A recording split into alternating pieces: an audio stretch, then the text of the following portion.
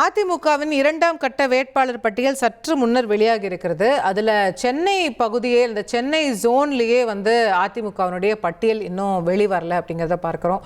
பெருநகர சென்னை மாநகராட்சிக்கு உட்பட்ட சட்டமன்ற தொகுதிகள், சென்னை மாவட்டம், இதை சுற்றி இருக்கக்கூடிய புறநகர் தொகுதிகள்லாம், தாம்பரம் வரைக்கும் நமக்கு வேட்பாளர் வந்திருக்கு. ஆனால் சென்னை கோர் சென்னைக்கான வேட்பாளர் வரலை அப்படின்றத நம்ம பார்க்குறோம்.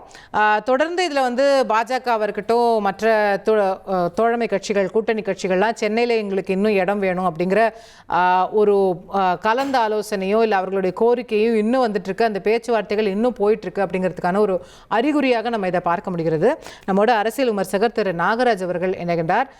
நாகராஜ், பிஜேபி இன்னும் 2 தொகுதி வாங்கிடுவாங்களா சென்னையில்? அதுக்கான அறிகுறியா இது? 27 சீட் அனௌன்ஸ் பண்ணதான், அதுக்கு மேல இது வாங்குறதா தெரியல. ஏன்னா நயினார் அவர்கள் இன்று டெல்லி பயணம் இருக்குன்னு நினைக்கிறேன். சோ அது வாங்குறதுலாம் கஷ்டம் நினைக்கிறேன். Once announce is always announce. முன்னாடி வாங்கியிருந்தா பரவாயில்ல. பிஜேபி தொண்டர்கள்ட்ட நிறைய பேருக்கு சில டிசப்பாயின்மெண்ட் இருக்கு. ஃபார் எக்ஸாம்பிள், கிணத்து கடவுள் இருக்க வசந்தராஜன் ஆகட்டும், பழனி கனகராஜ் ஆகட்டும், இவங்க எல்லாம் நிறைய ஒர்க் பண்ணிருக்கோம் அப்படின்றாங்க. அதனால அவங்க டிசப்பாயின்மெண்ட்ஸ் இருக்கு. பட் நேற்று நம்ம டிபேட்ல சொன்ன மாதிரி தான், அது 2-3 நாள் போகும். தேர்தல் காலம் ஆரம்பிச்ச உடனே அது பாட்டுக்கு எல்லாரும் வேலை டக்கு டக்குன்னு வேலை செய்ய ஆரம்பிச்சிட்டாங்க. அது பிஜேபி போன்ற கட்சிகள்லாம் 2-3 நாள் இருக்கும், 4வது நாள்ல இருந்து வேலை செய்ய ஆரம்பிச்சிருவாங்க. பட் இதோட ரியாக்ஷன் மே 4க்கு மேல இருக்கும்னு நான் நினைக்கிறேன் நிறைய விஷயத்தை. ஏன்னா நிறைய பேருக்கு தொண்டர்கள் ஃபீல் பண்றாங்க, எங்களுக்கு சரியான சீட் இல்ல அப்படின்ற ஒரு ஃபீலிங் எல்லாத்தையும் இருக்கு. பார்க்கணும் அது என்னன்றத பார்க்கணும். சென்னையை பொறுத்தவரை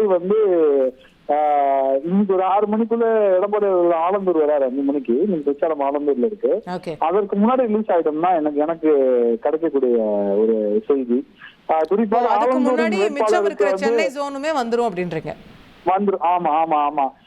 குறிப்பாக ஆலந்தூர்ல 4-5 பேர் அடிப்படுது ஆலந்தூரை பொறுத்தவரை.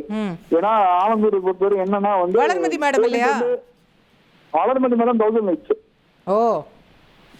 வளர்மதி மேடம் இந்த லிஸ்ட் வராது காரணமே ஒரு சீட்டு தான், ஆலந்தூர் மட்டும்தான் நான் நினைக்கிறேன். ஏன்னா மற்ற இடத்துல எல்லாருமே எங்கெங்க யார் நிக்கணும் அப்படின்றது ரொம்ப கிளியரா இருக்காங்க.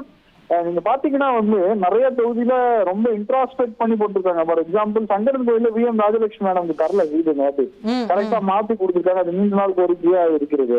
அதே போல காஞ்சிபுரம்ல இந்த மாவட்ட செயலாளர் கொடுக்க மாட்டாங்கன்னு சொன்னாங்க. பட் ஆனா எக்ஸ்பீரியன்ஸ் சொல்லலாம். இந்த வாட்டி யார் நின்னா எலெக்ஷன் ஜெயிப்பாங்க, யார் விலை போக மாட்டாங்க, அது எல்லாத்தையும் பார்த்து ரொம்ப கேர்ஃபுல்லா கொடுத்துருக்காங்க.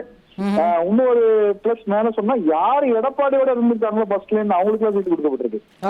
அப்படி அது ரொம்ப கேர்ஃபுல்லா. அது நடுவுல போயிட்டு வெளில வந்தவங்க அதெல்லாம் நிறைய பேரை கணக்கு எடுக்காம யாரு ஃபர்ஸ்ட்ல இருந்து இவருக்காக இது இருந்திருக்காங்களோ அவங்களுக்கும் சீட்டு கொடுக்கப்பட்டிருக்கு ரொம்ப கிளியரா தெரியுது. சோ அம்மன் அடிச்சு பெருசுக்கு போயிட்டாருன்னா ஐ திங்க் நார்த்துக்கு அடங்குமா வானதி மேடம் போவாங்கன்னு எதிர்பார்க்கப்படுகிறது பிஜேபியில இருந்து. சோ இந்த மாதிரி இருக்கு. ஏன்னா ஆலந்தூருக்கு என்னன்னா, ஆலந்தூர் பொறுத்தவரை என்னன்னா ஆலந்தூர் எப்பவுமே அதிமுக தன்னோட ஸ்டார் வேட்பாளரை நிறுத்தோம். வளர்மதி அந்த மாதிரி எல்லாருமே நிறுத்தோம். வளர்மதி மேடம் 1000 வேலைக்கு போயிட்டாங்க. என்ன பிரச்சனைனா ஆலந்தூர்ல VNT. Venkatraman past MLA. But அவர் ஓபிஎஸ் போயிட்டு இப்பதான் லாஸ்ட் மினிட்ல இருந்தாரு. அதுல பரணி பிரசாத்னு சொல்லிட்டு 166 வட்டத்துல ஒருத்தர் இருக்காரு. அவர் எக்ஸ் கவுன்சிலரு. அவருக்கு சீட்டு கிடைக்கும் அப்படின்ற ஒரு எதிர்பார்ப்பு இனிஷியலா இருந்தது. அப்புறம் ராஜேஸ்வரி பிரியான்னு சொல்லிட்டு இப்ப தனி கட்சி நடத்துறாங்க, நீ பாப்பீங்கன்னு நினைக்கிறேன். அவங்களுக்கு கூட்டணியில இவங்க ரெட்டவேல போட்டிடுவாங்க அப்படின்னும் சொல்லப்பட்டது. பட் அப்படி பண்ணிருந்தா முன்னாடி அனௌன்ஸ்மெண்ட்ல அவங்க பேர் வந்திருக்கணும். But still it is on hold. ஆலந்தூர்ல இருக்கிறவங்க என்ன சொன்னா, சார் தாம அன்பரசன் நம்ம ஃபைட் பண்ணோம்னா கௌதமி மேடமோ இல்ல விந்தியா மேடமோ அந்த மாதிரி கொஞ்சம் ஸ்ட்ராங்கான ஒரு லேடியை போட்டு அடிக்கணும் சார் அப்படின்னு சொல்லி ஆலந்தூர்ல இருக்கவங்க பிரச்சனை.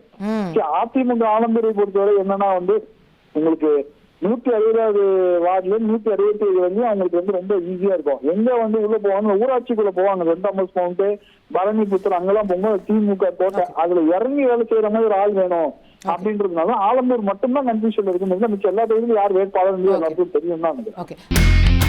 இனி செல்லும் இடமெல்லாம் செய்தி. தந்தி டிவியின் வாட்ஸ்அப் சேனலை ஃபாலோ பண்ணினா செல்ல இருக்கும் இடமெல்லாம் செய்தி. இதோ QR கோட் இப்பவே ஸ்கேன் பண்ணுங்க, ஃபாலோ பண்ணுங்க.